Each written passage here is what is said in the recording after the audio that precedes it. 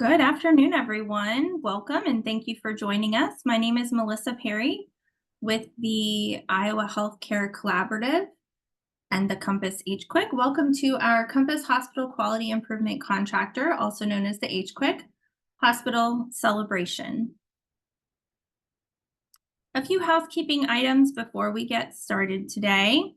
We would love to know who is in the room. If you could place your name, facility, and role in the chat. We want to let you know that all lines have been muted upon entry to reduce background noise. And we do encourage you to ask questions throughout the event. Please use the Q&A feature. And if you could direct technical needs and questions to the chat box, that would be wonderful. And we also want you to know that this event is being recorded. On our agenda today, we're going to go through welcome and introductions. We're going to have a review of the Compass HQIC program impact. We're going to have a brief message from the Centers for Medicare and Medicaid Services. We're going to hear from 3 different hospitals from the HQIC, and we're going to highlight their accomplishments. We'll have an opportunity for questions and answers, and then we'll wrap up. At this time, it is my pleasure to introduce our President and CEO, Dr. Tom Evans. Well, thank you, Melissa. And I really want to welcome everybody here today. This is a really special occasion, and it's the recognition of some pretty remarkable work that you all have done. I want to welcome all of the hospitals who are here. Obviously, I want to welcome my staff, but I want to welcome our CMS partners as well. This has been a labor of love on all of our parts to execute this program, and it's been a great program. I wanted to thank you in particular and the hospitals for their attention, their engagement, their execution, and their fidelity. Fidelity is a word that we don't use that much, but basically staying with it till the end. And I really appreciate the results of this group. It's just been remarkable. I think you need to be commended. The Compass HQIC was one of only 3 of the 9 contractors to hit all of the assigned metrics, and that's a really big deal. You guys did a great job, and I just wanted to be able to recognize that. Congratulations on your great work. But our work is not done. I think everybody recognizes that patient safety and hospital improvement is long-standing, and it's very important work. I was thinking about how to describe this, and it reminded me of a Winston Churchill quote I heard one time. In November of 1942, when things were looking kind of bleak for England, he said, "Now is not the end. This is not even the beginning of the end, but it is perhaps the end of the beginning." The work that you've done has been remarkable, and as we've been working on hospital improvement since 2011 through the HEN 1, HEN 2, HIIN, and then the HQIC programs, this work will continue, and it's critically important work. So I wanted to thank you for your participation. I wanted to thank you for the way that you've come together to form a powerful team to get some significant national work done. And I want to invite you to come with us on this journey as we go forward now. I know that there will be another stage. There will be another bunch of work we're going to be focused on, and we look forward to working with you on that journey. So I think I'm turning it over to Charisse now. Charisse? Thanks, Tom. Good afternoon, everyone. I too want to welcome you to this webinar where we are going to celebrate you and the accomplishments that you have achieved. And so we thank you, Melissa, for going to the next slide. The Iowa Healthcare Collaborative and its partner organizations, and we are collectively known as the Compass Network. We are so proud to be one of the 9 HQICs that CMS awarded this contract to.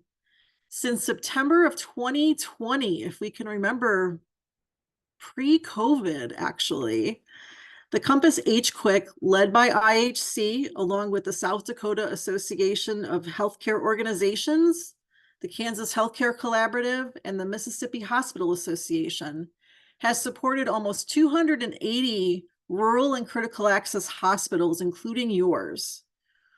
In addition, we were also able to welcome 3 REHs to the group and learn from them as well. So as we look at the program objectives, They are to enhance behavioral health outcomes, reduce opioid misuse, improve patient safety, minimize harm, improve care transitions, and lower readmission rates, along with a lot of other goals. But those were the primary objectives, and we have met them all, as Tom said. This initiative is the 4th CMS-led hospital quality program since 2011. The impact you have made as an individual hospital and collective group is really impactful. Throughout the program, you have met every challenge with commitment to improving safety and quality care for the patients and families you serve. This commitment and rigorous efforts to reduce harm, improve outcomes, and engage patients has resulted in the achievement of these widespread results. As a project, as Tom mentioned, we've met all the program goals as of March of 2024, saving 475 lives, avoiding over 2,800 patient harms, and saving almost $50 million. The impact report linked in this slide highlights the depth and breadth of the Compass Hospital improvements and your commitment. We would strongly encourage you to share this report with your hospital leadership and board of directors. Next slide. By now, every hospital should have received this celebratory banner in the mail to recognize and highlight the efforts and achievements of your organization. We encourage you to proudly display it to share your accomplishment with your patients, families, caregivers, visitors, and the hospital staff. Next slide. We would like to take a minute to thank the members of our Rural Hospital Advisory Panel, lovingly known as the RAP, for their time and dedication to the HQIC program. This panel is a group of quality leaders from across the HQIC network of hospitals who provided IHC and our partners with feedback on the needs of rural and critical access hospitals. Getting that frontline information is really critical to helping us develop the many educational offerings that you see here. We cannot thank you enough, as your expertise has really been instrumental to our success.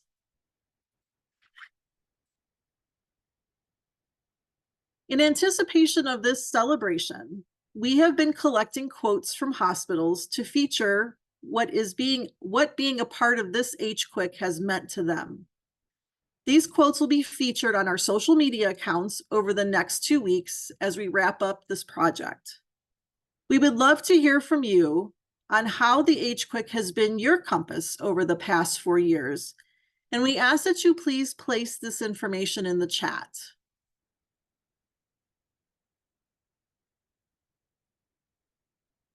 And I think that's the end of the little video that we put together. Oh, one more. And why is the HQIC my compass? Well, with my parents both being in the hospital and knowing that we're all going to be in the hospital at some point in our lives, and I just really feel and believe that the passion that we all bring to this work, the fact that my dad and my mom did not receive any hospital-acquired infections, they did not get harmed, they did not fall, they didn't get any pressure injuries, really reflects the dedication and commitment of the work that we all do every day for our patients and their families. And I know we treat them all like they're our own family member that's in the hospital. So I'm really proud of the work that everybody has done for HQIC, and that's how HQIC has been my compass. And now I'm going to turn it over to our CMS colleagues. I will introduce them and then turn it over to them. Ms. Shawan Johnson is a registered nurse and quality improvement leader. She joined CMS in 2016 and has served as a project officer, contracting officer representative on multiple quality improvement contracts. She is currently the Deputy Director of the Division of Quality Improvement and Innovation Models Testing. It's a lot of acronyms, but I'll skip over that. Prior to coming to CMS, Shawan worked for many years at the Baltimore City Health Department as a nurse leader, a resident care supervisor for Spirit Trust Lutheran. and at the village of Utes Terrace in Pennsylvania. She's also was a medical surgical nurse within various hospital settings. I shouldn't have said was. I should have said she still is a medical surgical nurse. Shawan is dedicated to achieving results to optimize health outcomes for beneficiaries. And we also have Ms. Shallon Quinn, who has been with CMS since 2009, beginning her career with the Division of Quality Improvement, assigned as the contracting officer representative on quality improvement organization contracts. In 2018, Shallon was selected as the Dallas DQI Associate Regional Administrator. Since joining CMS HQIC in 2019, she has served as the Division Director for the Division of Kidney Health, the Division Director for the Division of Quality Improvement and Innovation Models Testing, as well as the data lead for the group. She has received her PhD in epidemiology and a master's of public health degrees from the University of Texas Health Science Center. So thank you so much for taking the time out to join us today, and the floor is yours.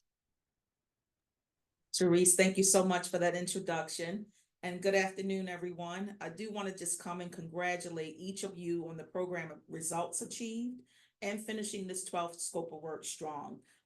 We also are very thankful to the IHC for your support of hospital providers and improving the lives of Medicare beneficiaries and making these sustainable improvements. The improvements, again, for these hospitals, hopefully are very sustainable. And you've also assisted these facilities to incorporate all of these improvements into their daily operations. So definitely looking forward to everything in the future again, and congratulations to everybody. Thank you. Thanks, Shawan. I really want to echo Shawan's sentiments here. I think you all have done incredible work. I'm going to go ahead. I know you already saw the data, but I wanted to say most notably you contributed to an almost 28% relative improvement in all-cause harm and a 35.5% relative improvement in anticoagulation and hypoglycemia adverse drug events, which is, you know, an incredible achievement in patient safety. So your efforts really resulted in cost savings, but you really saved lives and you prevented harm.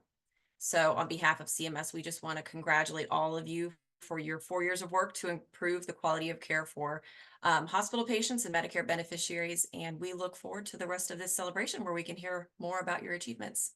Thanks. Thank you both so much. We really appreciate you being here today. And now we are going to hear from a few hospitals from within the Compass HQIC network and feature their accomplishments throughout this project.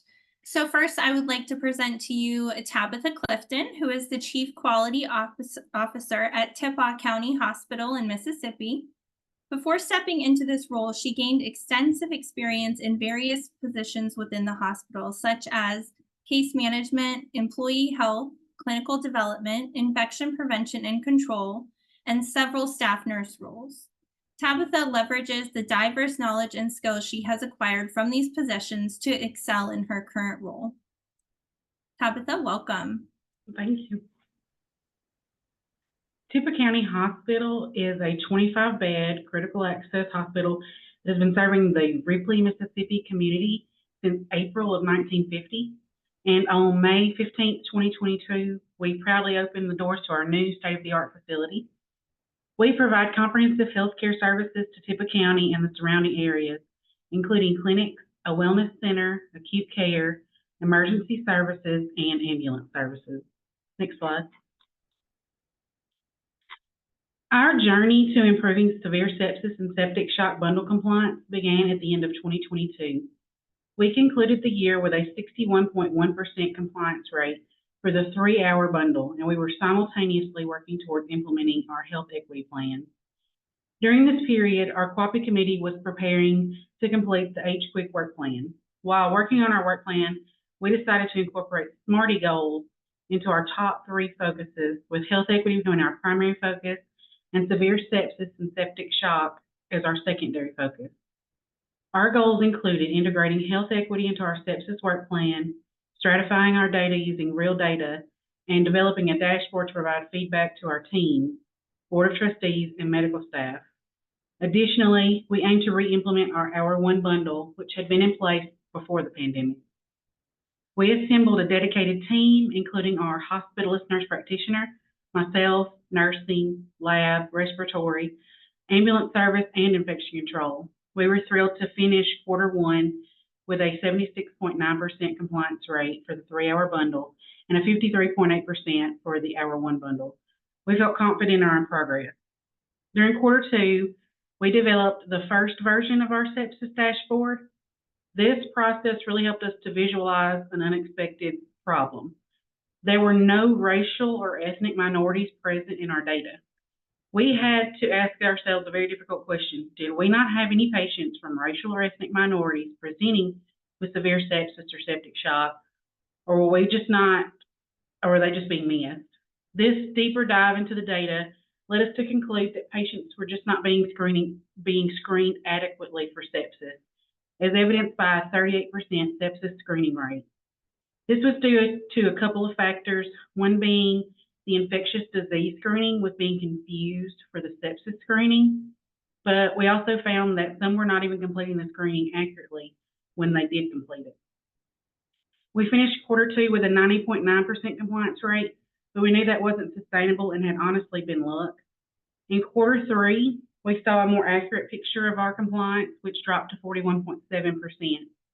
During quarters 3 and 4, we expanded our data analysis to include stratification by patients with dementia versus those without, as well as real data. We completed education and training for staff, including ED providers. Our hospitalist nurse practitioner provided feedback to our ED providers for each severe sepsis and septic shock case, which was crucial for ensuring patients receiving adequate fluid boluses. We also began to publicize team achievements. Screening champions and teams that had met the sepsis bundles were recognized in the nursing department, the main hallway of our facility, and during meetings such as the quality meeting, medical staff meetings, and our board of trustees. Our CEO suggested adding a sticker to the protocol, so we started placing a red sticker on the patient's pillow to signal the urgency for the sepsis bundle. Combining these efforts with relaying our identified disparities to staff through our data dashboard led to significant improvement. We finished Q4 of 2023 with a 68.8% compliance rate and ended the year with a 69.2% compliance rate. In the first quarter of 2024, we maintained our interventions and saw substantial improvements in sepsis screening and bundle compliance. Next slide. Our initial data dashboard here was designed to focus on age and sex, helping us to visualize that we were missing ethnic and racial minorities within our data set. We actually didn't even realize it until we built the dashboard itself. We adopted several best practices to improve our sepsis care, including regularly screening patients for sepsis, providing comprehensive education and training on sepsis, and giving staff feedback on their performance. These initiatives were successful thanks to the strong support and active participation from our leadership and medical staff. We encountered a few barriers along the way. Our number one barrier was our EHR notification technology. Our EHR, our current electronic health record, does not have a notification technology, so it doesn't trigger the user that they have signs and symptoms of SIRS or they would meet the sepsis criteria. We also had some issues with our race, ethnicity, and language data reporting. So our reports that we used would not actually pull that data into our report. We thought at first it was a registration issue, and that registration staff were retrained to collect that real data. But even though our registration staff updated the real data, it didn't appear in the canned report unless it was manually re-entered at the encounter level. This means that we had to manually retrieve data for each chart audit related to sepsis or septic shock. Participating in the HQIC provided us with valuable resources. We attended sessions like Sustainable Sepsis Systems and Sepsis Care in 2022, identification and management strategies to optimize patient outcomes.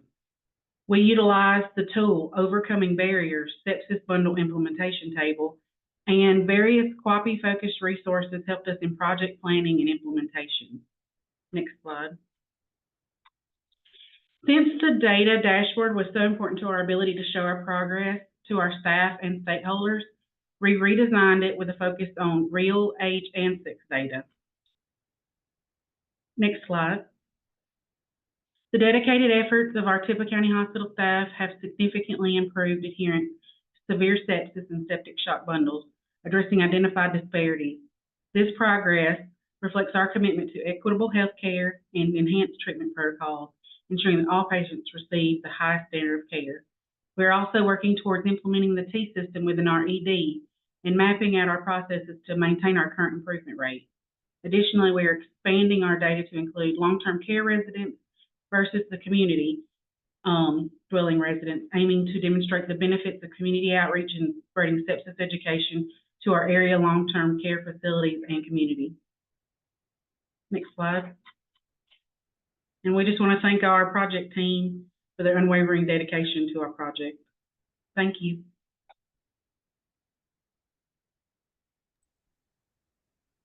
Thank you so much, Tabitha. Your hospital and your team have just done an amazing job, and we really appreciate you sharing this with all of us. At this time, it is my pleasure to introduce to you Colleen Watson, who graduated from Dakota Wesleyan University in Mitchell, South Dakota in 2010 with an AAS in nursing. Colleen started her nursing career at Avera Queen of Peace, and in 2013 transferred to St. Michael's Hospital Avera. Colleen has been in her current position of infection control nurse at St. Michael's since 2021. Her additional areas of expertise include employee health and disaster coordination. Welcome, Colleen. The floor is yours. Thank you for that introduction. So yes, I work at St. Michael's Hospital in Tyndall, South Dakota. We're on the southeast corner there of South Dakota. We're a critical access hospital. We are a 25-bed licensed hospital. And services we offer: emergency, inpatient, outpatient, same-day procedure, wound care, retail pharmacy, and ambulatory clinic. So I will go on to talk about central line associated bloodstream infections, or Class B, and what St. Michael's has done to help prevent these. So a central line, why would a provider want a central line in? Healthcare providers may insert a central line to give medication for treatment for pain, infection, or other medical issues such as cancer, provide fluids or nutrition to patients, help conduct certain medical tests that may need a central line. We have 3 different types. Peripheral inserted central catheter, a PICC line, is placed into the vein in the arm. You have tunneled catheters placed under the skin and placed into the vein in the chest or neck. Providers can insert medication right into the catheter. And the last one would be an implanted port. This is surgically placed under the skin. Insert medications using a needle placed through the skin into the catheter. An implanted port is not visible as a tunneled catheter, and this requires not as much daily care and does not get in the way of the patient's daily activities as much as a PICC line or a tunneled catheter would. So central line associated bloodstream infections occurs when germs enter the bloodstream through the central line. So Class Bs are preventable. So next I'll go over the run charts I utilized within Compass. The top one would be our rate, and then the bottom one is our ratio. So as you can see, we've been doing a pretty good job. I'm pretty proud of our staff and everyone. So I really like to utilize these run charts. They're straightforward, easy to interpret, and I like to share these with our med staff. And I also go over these with our nursing meetings we have every month and sometimes every other month.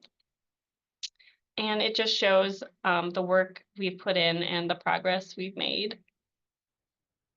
Next, I'll talk about our central line catheter policy. We have this kind of a one-stop shop for this, so nurses don't have to be running to different policies of how to take care of the catheter or how it's placed. It's all in one policy, from inserting a PICC line placement, post-op care, dressing changes, procedures, accessing the port guidelines, clearing a blockage, catheter procedures, and the central line removal. So we have this available online to our staff, and there is also a hard copy at our nurses station, so it's easily accessed. Next, we made up a quick reference. The nurses asked for this, just a quick sheet for flushing the different kind of PICC lines. So that was nice for them, just a quick grab, just so they have a quick reference. They utilize this quite a bit. Colleen, Yes. I just wanted to highlight, Yeah. real quick, going back to your run chart. The reason that we asked your facility to come and speak today is because you maintained a 0% rate throughout the HQIC program from baseline. So I just wanted to stop and give you a woohoo. Okay, thank you. And just to point that out to everyone, if they didn't really get a chance to dig into the run chart, Yes. that, just to highlight that your hospital has maintained a 0 rate. So as you're going through and talking about this catheter policy and talking about this quick reference, I just want those on the call to be aware that these are some of the things that have contributed to your ability to maintain and sustain a 0 rate. So great job. Thank you. Thank you for pointing that out more. Yeah, no problem. Okay. Yeah, so like the quick reference guide, because nurses would come up to questions like, can we just have something quick to grab and not have to look through that whole policy? So they really utilize this quite a bit. And we have this posted up at the nurses station as well.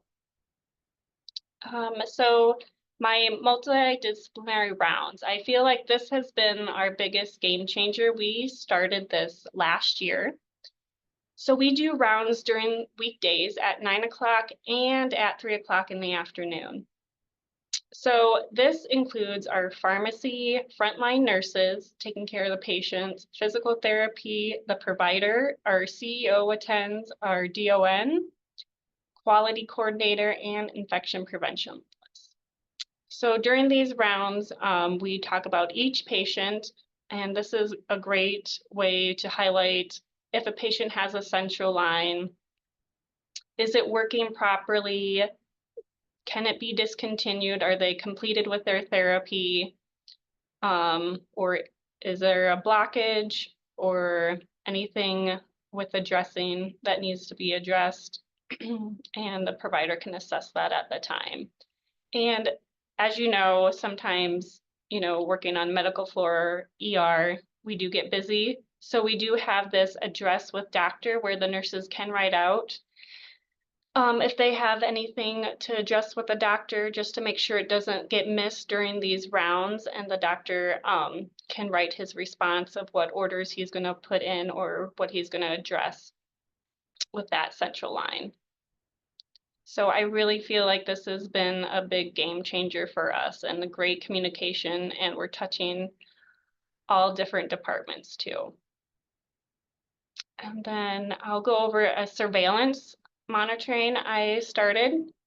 I audit as many as I can. I go onto the floor. I assess each central line using this audit tool. So to ensure the proper technique with addressing changes, maintenance carried by the nurses watching the central line dressing changes on a regular basis, just to make sure nursing staff is changing the dressings according to policy. Some things on my audit tool would be, is the dressing 100% intact? Is the date on the dressing? Ensure the dressing site assessed by the RN at least once a day and is documented. Proper hand hygiene is done with dressing changes and that the nursing staff follows the policy. So I do review this audit tool daily. And I also utilize the HAI checklist too. And next would be just some resources I've utilized to implement these changes we have made. We have clinical improvement consultants we utilize, has assisted with education with our infection control staff. And the SADAHO also with education, and I also share this education at our nurses meetings as well, and share these how-to videos to enter the Class B information into NHSN. I've also used APIC with the APIC test. I'm a South Dakota chapter member and an APIC member, and NHSN we've also utilized. And also our networking, I feel, is a big help. Just contacting other infection preventialists. What are they doing at their facilities? How can we continue to improve and continue our prevention of these Class Bs? And the last one would be references I utilize. So I would just like to thank you for letting me take this time to share with all of you what St. Michael's has done to help prevent CLABSIs in our facility. Thank you. Thank you so much, Colleen. We really appreciate your willingness to share your resources. And I just want to say thank you and congratulations to you and your team once again for being able to sustain a 0 rate over the last 4 years. That is an amazing accomplishment. Thank you. At this time, I would like to introduce to you all Megan Molenbeek. Megan's career has allowed her to grow up in healthcare. She started her career as a radiology technologist in 2008. As a rad tech, she had the opportunity to experience departmental leadership, continuous improvement, and quality. With that experience, Megan found a passion for assisting in various areas in improving quality throughout the care continuum. Megan graduated from Ottawa University in 2012 with a bachelor's in healthcare management and from the Iowa State University in May of 2024 with a master's in healthcare analytics and operations. Megan currently serves as the Director of Quality and Process Excellence at Franklin General Hospital in Iowa. Welcome, Megan. Thank you, Melissa. I'm excited to share with you guys a little bit about our readmission journey that we have been working on since 2022. I'll first start by telling you a little bit about our facility. We are a 25-bed critical access hospital located in north central Iowa. We are approximately 100 miles north of Des Moines. Our facility is an affiliate of Mercy One, and in our organization, we provide acute and swing bed care, outpatient surgical services, various ancillary services, along with serving our surrounding areas with our in-house ambulance service. We are also lucky enough to have 2 clinics, as well as a long-term care facility and assisted living attached.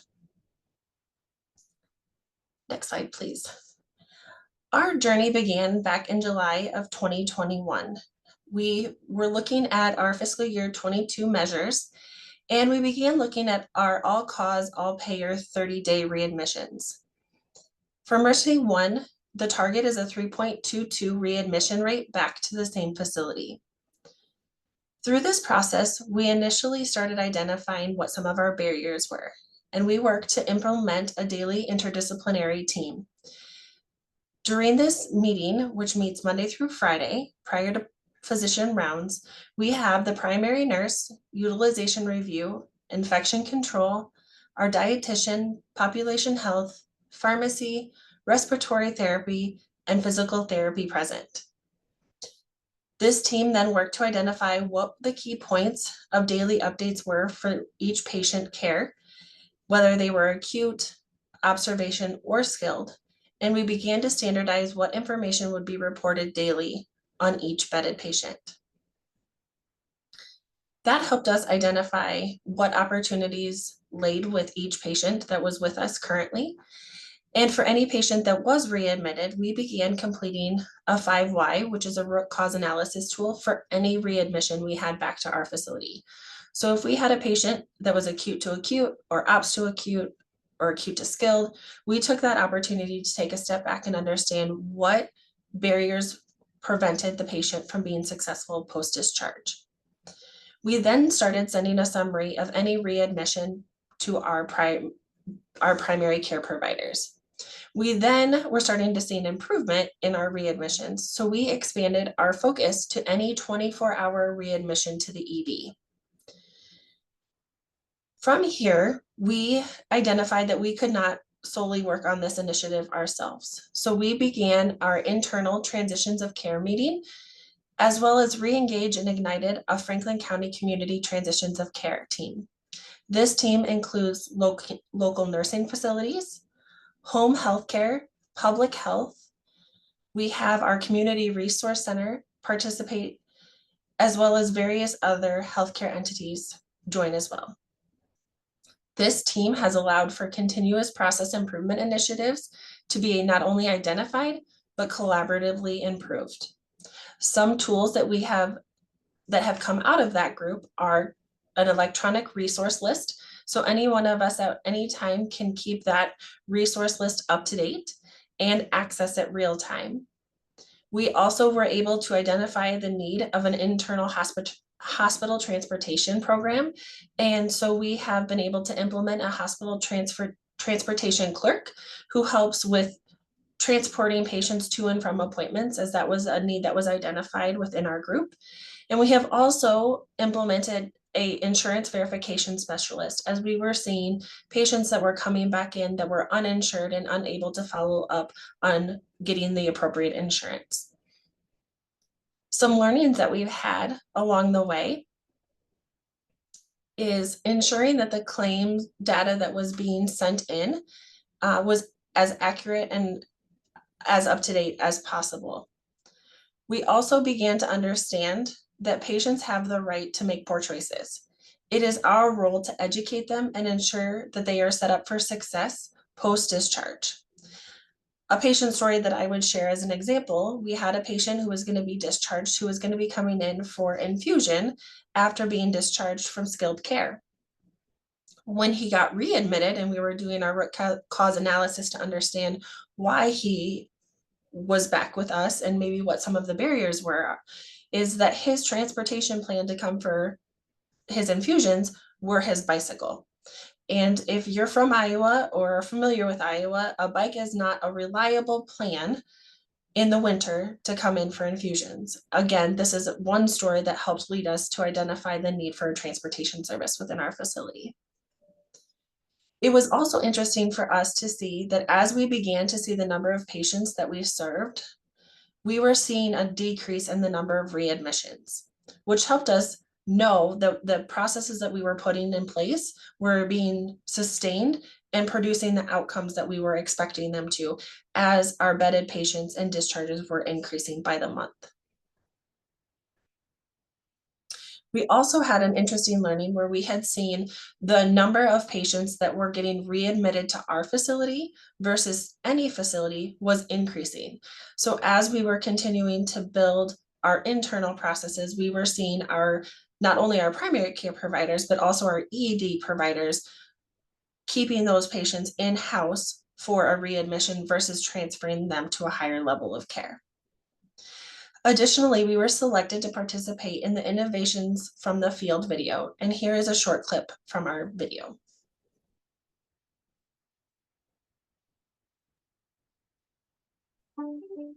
So the overall vision for Franklin Community Transition of Care Group is to come together and take care of those patients the best we can. Our goal and our vision with this was to create a repeatable, systematic approach being part of the transition of care group is that other members of the community know who to contact for veteran needs.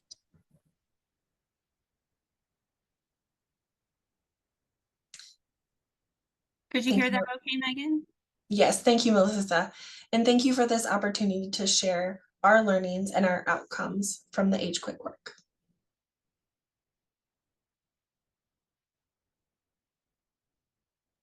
Thanks, Megan. We appreciate it. And for anyone who's interested in watching the full video from Franklin or any of the other 4 hospitals that are in that series, it is linked in that slide.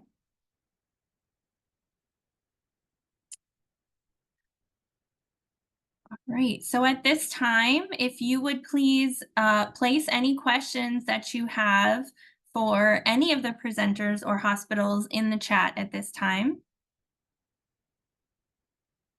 And I'm going to pass it over to my colleague Amber to help us go through any questions we receive in chat.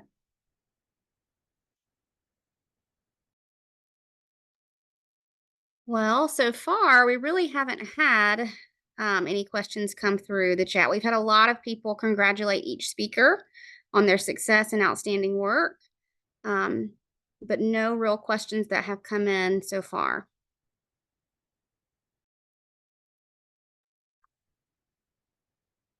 I think we'll give it just a second, so some people may need a minute to type. Linda asked Colleen if you would be willing to share your reference guide with attendees. And if you are, you can email it to me and we'll be sure to send it out with the follow-up email and recording of this webinar.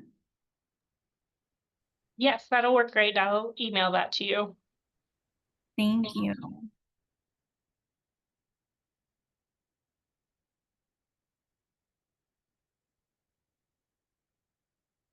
That would be wonderful.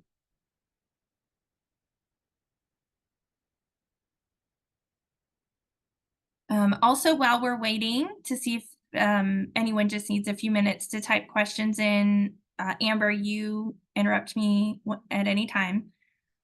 Just going to read some of the quotes from why HQIC has been your compass. Christine says, it helps us meet our goals to keep our patients safe.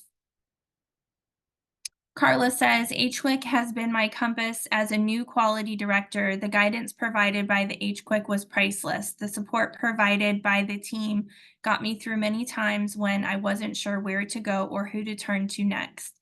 It helped our team to have a focus on quality and where we wanted to improve. Thank Melissa, you. we have a question that just came in. Wonderful. And Erica is asking, do you anticipate that with the implementation of the next scope of work that we will continue to use the Compass portal?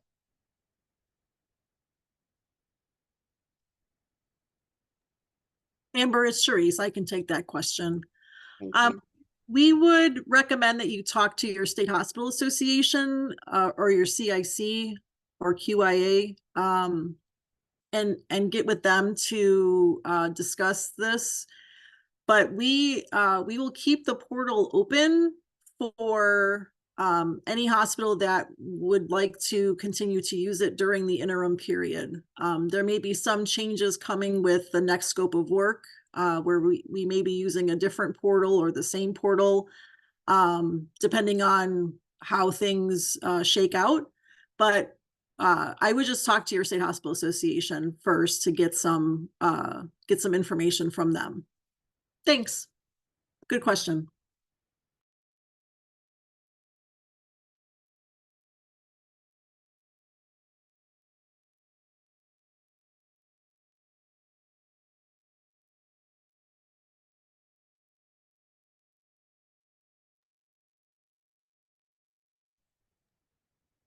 No other questions just yet, Melissa. If you want to continue with reading what you were doing, or if you want to move on to the next slide, there's no more questions coming in. Okay, wonderful. I don't have any other quotes, but if anyone else would like to drop a quote of how HQIC has been your compass throughout the last 4 years, we would love to have it.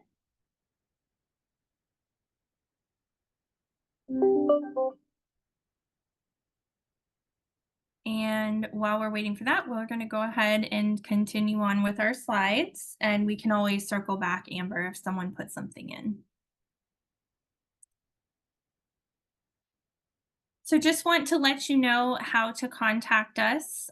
Each of the HQIC sub teams, I guess you could call us, the Iowa Healthcare Collaborative Team, the Kansas Healthcare Collaborative Team, the Mississippi Hospital Association, and the South Dakota Association for Healthcare Organizations. All of the directors of those teams' contact information, as well as the individual websites, are linked here. As we mentioned in the beginning of this webinar, this is being recorded and will be available for on-demand viewing on our learning management platform, iCompass Academy. It does require an account to get to the recording, but the account creation is free, links of which you will find here. The link to the recording for today's webinar will be shared in a follow-up email to all registrants after this call within 3 to 5 business days. We would also like to remind you about our iCompass communication platform. It's a forum designed by IHC to share information throughout the entire industry and bring people together to drive sustainable healthcare transformation. It's a great way to connect with other hospitals like yourselves across the Compass HQIC network, and we also have several resource folders available as well.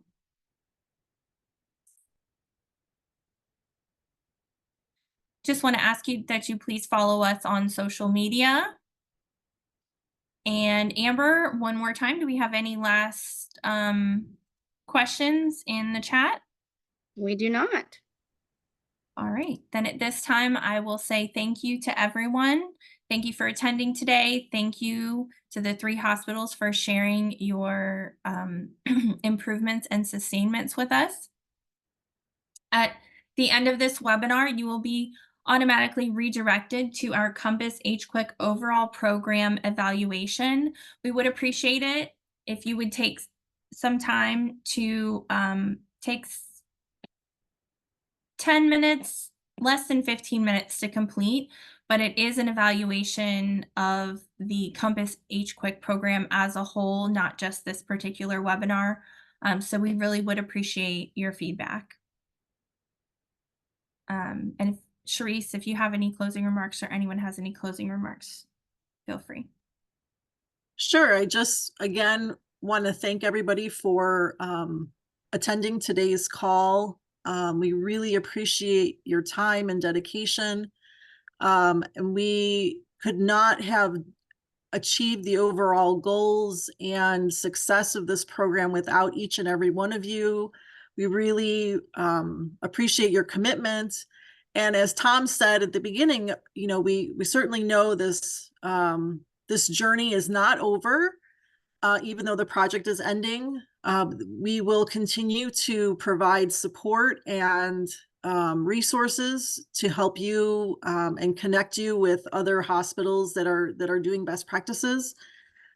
We also appreciate your support for all that you do, and we look forward to the next step in our journey, whatever that may be.